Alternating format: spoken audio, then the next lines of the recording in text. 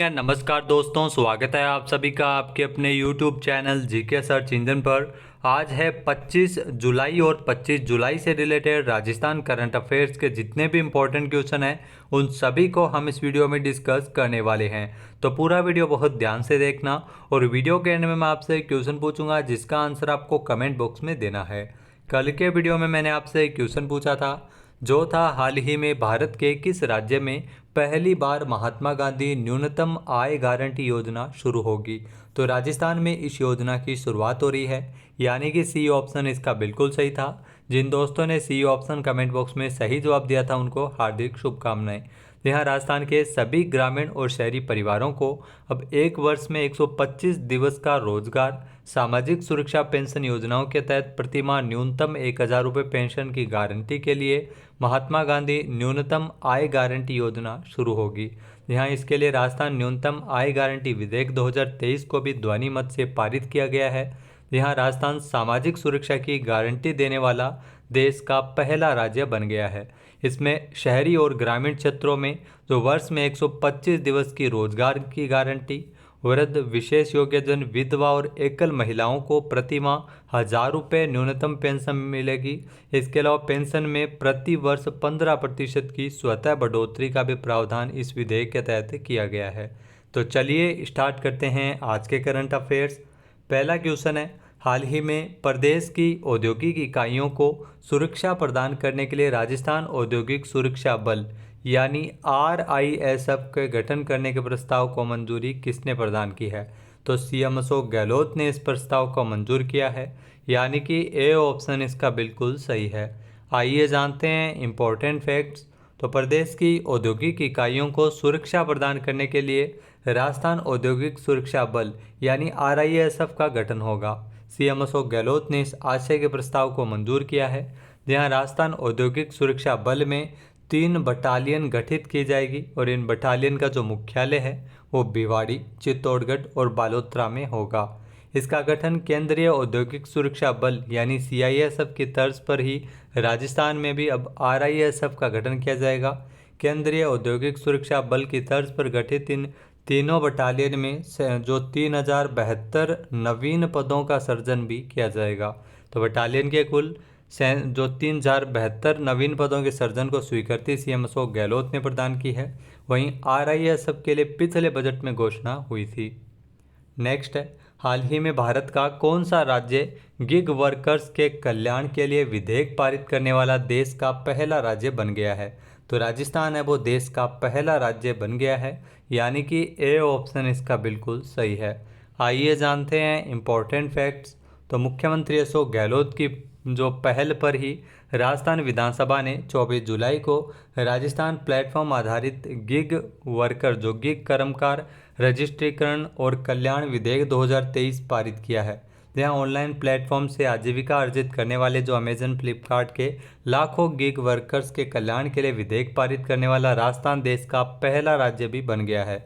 इसके माध्यम से जो बनने वाले अधिनियम के अंतर्गत राजस्थान प्लेटफॉर्म आधारित गिग कर्मकार कल्याण बोर्ड की स्थापना की जाएगी।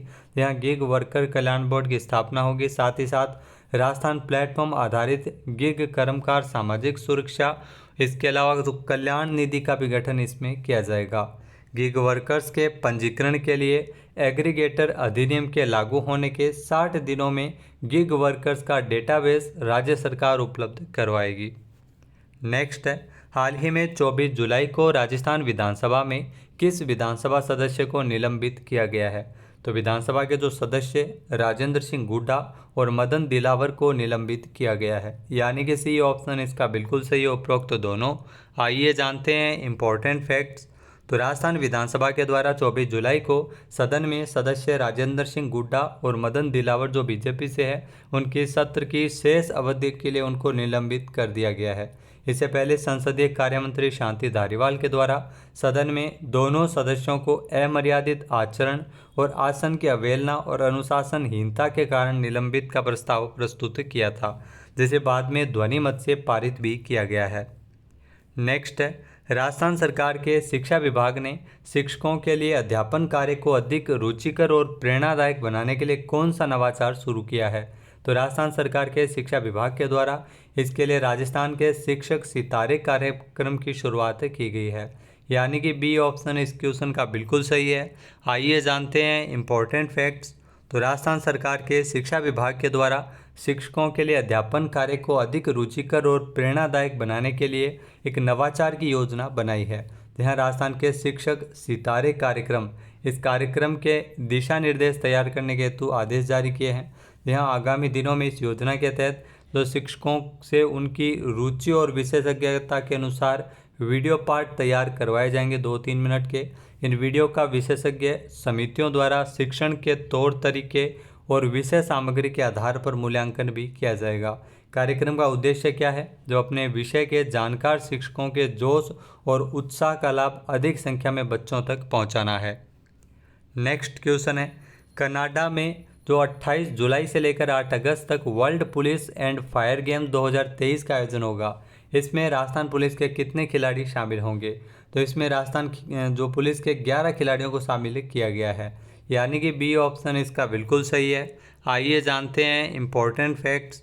तो कनाडा में 28 जुलाई से लेकर 8 अगस्त तक world police and fire game 2023 का आयोजन किया जाएगा, जिसमें राजस्थान पुलिस के 11 खिलाड़ी वो अपनी प्रतिभा दिखाते हुए नजर आएंगे।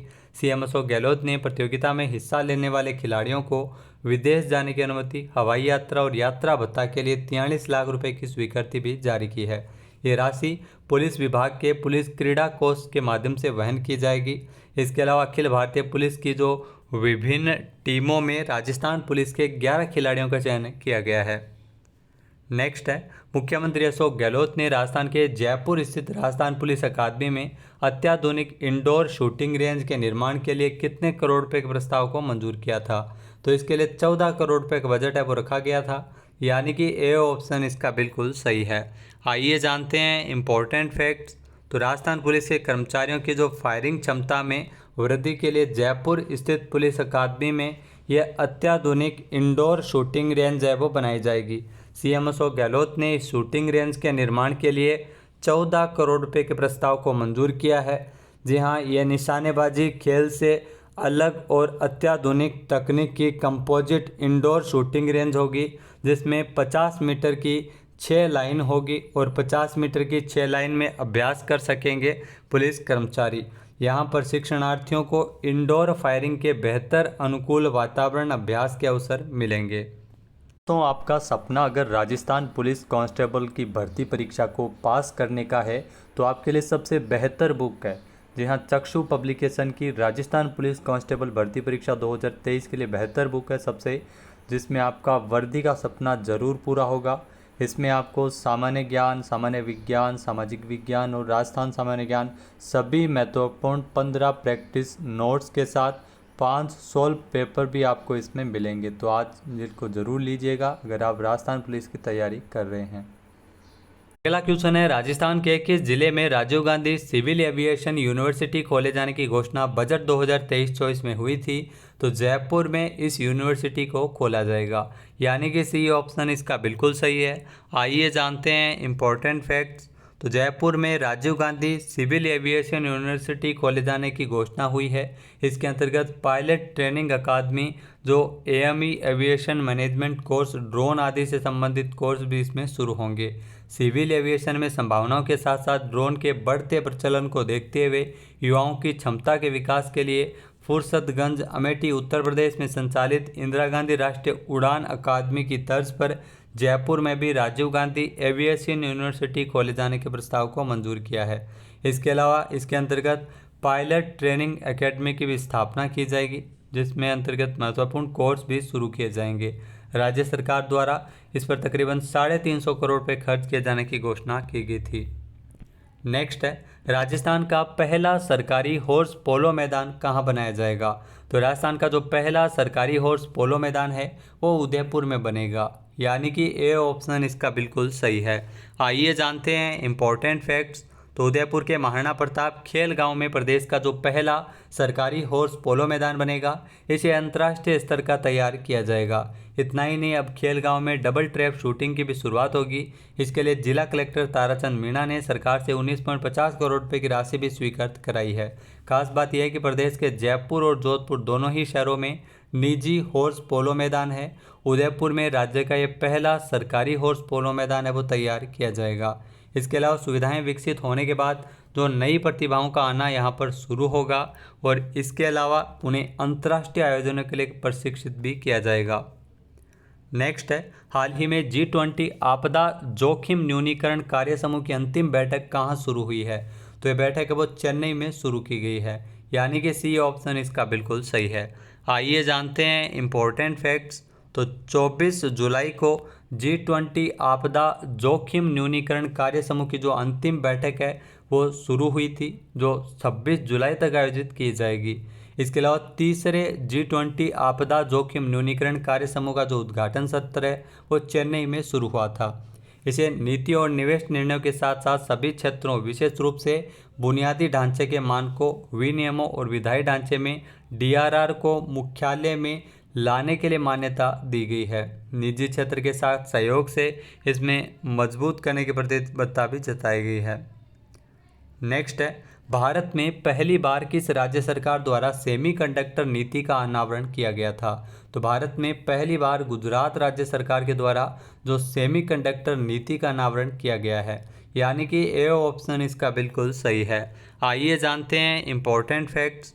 तो गुजरात सरकार ने सेमीकंडक्टर नीति का अनावरण किया है। जी हाँ, सेमीकंडक्टर नीति जो साल 2022 से लेकर 2027 तक रहेगी, इसका अनावरण किया गया है। ये रणनीतिक पहल घरेलू सेमीकंडक्टर जो चिप है उसके विनिर्माण क्षेत्र में भीतर त्वरित और समावेशी विकास को बढ़ावा देने के लिए राज्य की अटूट प्रतिबद्धता को यह दर्शाती है। तो ये आपको बता दें कि सेमीकंडक्टर नीति है वो गुजरात सरकार के द्वारा लागू की गई है। गुजरात ने भारत का पहला राज्य बनकर एक अग्रणी उपलब्धि इसमें हासिल की है। यहाँ सेमीकंडक्टर नीति अपनाने वाला देश का पहला राज्य बना है राजस्थान। अब बात करते हैं आज के हमारे क्विज के, जिसका आंसर आपको कमेंट बॉक्स में देना है।